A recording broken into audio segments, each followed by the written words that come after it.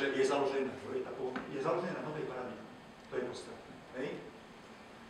Je založené na novej paradigme.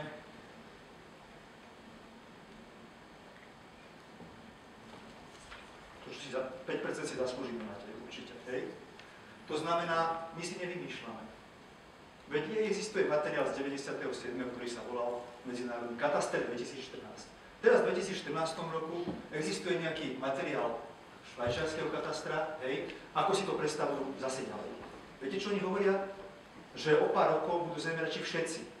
Každý, kto bude mať smartfón, bude zemerač. Hej? Áno, majú pravdu. Hej? A otázka je tá, na čo sa budú georeferencovať tie fotky z toho smartfónu. No jediné, čo sa môžu georeferencovať, je katastrálny model v mierke 1:1. Hej? Na tá fotka si nájde sama identický bod. Hej? Možno si pomyslíte, to teraz ten kožal dobre tára. Hej? Tak tá. Ja nejako prežijem. 5% Švajčiarov zaslúžia si. Hej?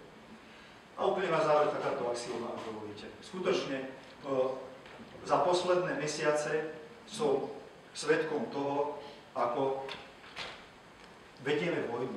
Nerad to používam to slovo. Ja nevediem vojnu. Ja chcem len diskutovať.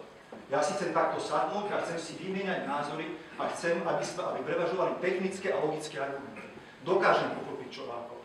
Verte či neverte, najlepšie sa dá naozaj dohodnúť s právnikmi. Hej?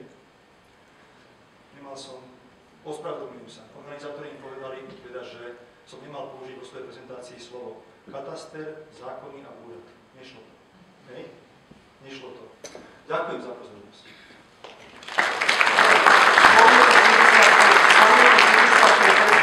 Ostáva nám 35%, aby sme to riešili. Je nás tu veľa. Ako hovorieval pán Gregor, viac hlav, viac hlav. Ďakujem. Otváram diskusiu veľmi rýchlo, aby sme využili čas. Nech sa páči. Dávam slovo